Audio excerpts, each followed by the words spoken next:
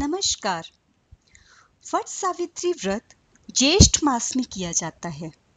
उत्तर भारत में यह व्रत ज्येष्ठ मास की अमावस्या को किया जाता है और इसे वट अमावस्या कहा जाता है, जबकि पश्चिम भारत में पूर्णिमा को इस व्रत को करते हैं और इसे वट पूर्णिमा कहते हैं। इस दिन सुहागन स्त्रियां बरगद के पेड़ की पूजा करती हैं और अपने पति की लंबी उम्र की कामना करती हैं। वट सावित्री व्रत सौभाग्य प्राप्ति के लिए एक बड़ा व्रत माना जाता है। क्या आप जानते हैं कि बरगद के पेड़ यानी वट वृक्ष की पूजा करने के पीछे का विशेष कारण क्या है? क्यों इस व्रत को वट सावित्री व्रत कहा जाता है और इस व्रत का इतना महत्व क्यों है? तो चलिए आज इस विषय पर हम चर्चा करते हैं। मैं वंदना आप सबका आपके अपने चैनल विश्व वंदना में स्वागत करती हूँ। वट वृक्ष यानी बरगद का पेड़ देव वृक्ष माना जाता है। हिंदू शास्त्रों के अनुसार वट वृक्ष के मूल में ब्रह्मा, मध्य में विष्णु तथा अग्रभाग में शिव का वास माना गया है। ऐसा माना जाता है कि इस एक वृक्ष की पूजा से सभी देवताओं की एक साथ पूजा का फल प्राप्त होता है। वट वृक्ष के नीचे सावित्री ने अपने पति को पुनः जीवित किया था।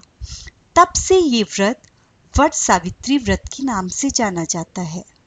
इस दिन विवाहित स्त्रियां अखंड सौभाग्य की प्राप्ति के लिए वट वृक्ष की पूजा करती हैं।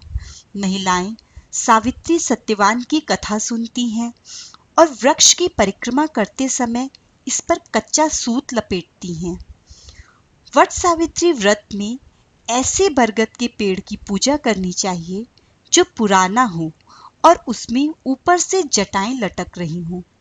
लटकती हुई जटाएं वट वृक्ष की वंश वृद्धि का प्रतीक हैं और महिलाएं पूजा करते समय अपने पति की दीर्घ आयु और अच्छे स्वास्थ्य के साथ साथ यह कामना भी करती हैं कि जिस प्रकार वट वृक्ष में सदैव वंश वृद्धि होती रहती है, उसी प्रकार मेरे परिवार में भी सदैव वंश वृद्धि होती रहे।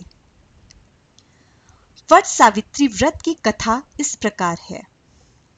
इस कथा के अनुसार भद्र देश का राजा अश्वपति उसके कोई संतान न थी।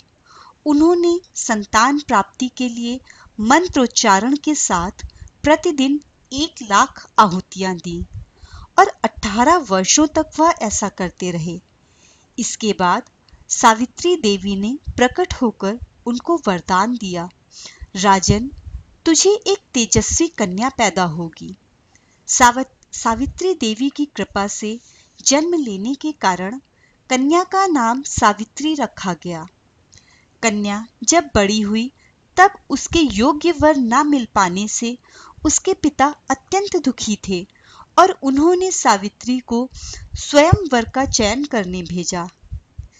सावित्री तपोवन में भटकने लगी। वहां उन्होंने साल्व देश के राजा द्युम्नसेन को देखा। विधि के विधान के कारण उनका राज्य किसी ने उनसे छीन लिया था। राजा और रानी दोनों नेत्रहीन हो गए थे। वहीं पर उनके पास ही उनका पुत्र सत्यवान बैठा हुआ अपने माता पिता की सेवा में व्यस्त था। उनके पुत्र सत्यवान के गुणों को देखकर सावित्री ने मन ही मन पति के रूप में सत्यवान का वरण कर लिया और वापस आकर अपने पिता को इसके विषय में बताया। अश्वपति ने इस बात की चर्चा नारद मुनि जी से की।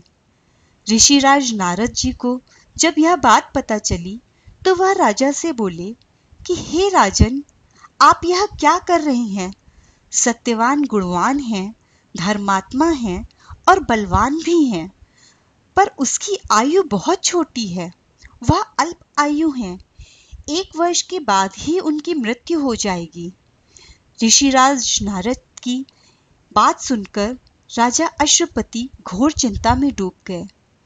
सावित्री ने उनसे कारण पूछा तो राजा ने कहा, पुत्री, तुमने जिस राजकुमार को अपने वर के रूप में चुना है वह अल्पायु है।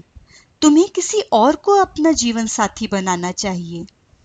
इस पर सावित्री ने कहा, पिताजी, आर्य कन्याएं अपने पति का एक बार ही वरण करती हैं। राजा एक बार ही आज्ञा देता है और पंडित एक बार ही प्रतिज्ञा करते हैं और कन्यादान भी एक बार ही किया जाता है। सावित्री हठ करने लगी और बोली कि मैं सत्यवान से ही विवाह करूंगी। राजा अश्वपति ने सावित्री का विवाह सत्यवान से कर दिया। सावित्री अपने ससुराल पहुंच गई और सास ससुर की सेवा करने लगी। समय बीतता चला गया। नारद मुनि ने सावित्री को पहले ही सत्यवान की मृत्यु के दिन के बारे में बता दिया था। वह दिन जैसे जैसे करीब आने लगा, सावित्री अधीर होने लगी।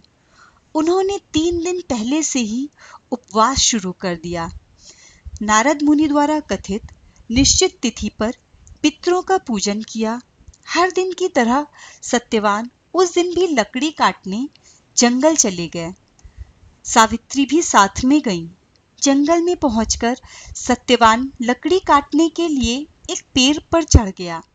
तभी उसके सिर में तेज दर्द होने लगा। दर्द से व्याकुल सत्यवान पेड़ से नीचे उतर गए। सावित्री अपना भविष्य समझ गई। सत्यवान के सिर को गोद में रखकर सावित्री सत्यवान का सिर सहलाने लगी। तभी वहां यमराज आते दिखे। यमराज अपने साथ सत्यवान को ले जाने लगे। सावित्री भी उनके पीछे पीछे चल पड़ी। यमराज ने सावित्री को समझाने की कोशिश की कि यही विधि का विधान है, लेकिन सावित्री नहीं मानी। सावित्री की निष्ठा और पति परायणता को देखकर यमराज ने सावित्री से कहा, हे देवी, तुम धन्य हो, तुम मुझसे कोई भी वरदान मांग लो। सावित्री ने कहा कि मेरे सास ससुर वनवासी हैं और अंधे हैं, आप उन्हें दिव्य ज्योति प्रदान करें। यमराज ने कहा, ऐसा ही होगा, जाओ, अब लौट जाओ। लेकिन सावित्री अपने पति सत्यवान के पीछे पीछे चलती रही। यमराज ने कहा, देवी, तुम वापस जाओ। सावित्री ने कहा, भगवान, मुझे अपने पतिदेव के पीछे पीछे चलने में कोई परेशानी नहीं है। पति के पीछे चलना मेरा कर्तव्य है। यह सुनकर उन्होंने फिर से उसे एक और वरदान मांगने के लिए कहा। सावित्री बोली, हमारे ससुर जी का राज्य छिन गया है, उसे पुनः वापस दिला दें। यमराज ने सावित्री को यह वरदान भी दे दिया और कहा, अब तुम लौट जाओ। लेकिन सावित्री पीछे पीछे चलती रही। यमराज ने सावित्री को तीसरा वरदान मांगने को कहा। इस पर सावित्री ने 100 संतानों का और सौभाग्य का वरदान मांगा।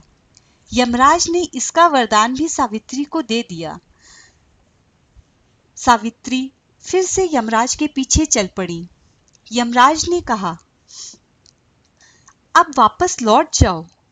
तब सावित्री बोली, प्रभु, मैं एक पतिव्रता पत्नी हूँ और आपने मुझे पुत्रवती होने का आशीर्वाद दिया है। यह सुनकर यमराज को सत्यवान के प्राण छोड़ने पड़े और यमराज अंतर्ध्यान हो गए। सावित्री उसी वट वृक्ष के पास आई जहां उसके पति का मृत शरीर पड़ा था। सत्यवान जीवंत हो गए और दोनों खुशी खुशी अपने राज्य की ओर चल पड़े। जब दोनों घर पहुंचे तो देखा कि माता पिता को दिव्य ज्योति प्राप्त हो गई है। इस प्रकार सावित्री सत्यवान चिरकाल तक राज्य का सुख भोगते रहे। जिस प्रकार सावित्री ने वट वृक्ष के नीचे अखंड सौभाग्य प्राप्त किया, उसी प्रकार हे वट देवता, आपकी पूजा करने वाली सभी सुहागिनों का सौभाग्य अखंड रखना, उनके वंश को वृद्धि देना और उनकी सभी मनोकामनाओं को पूर्ण करना।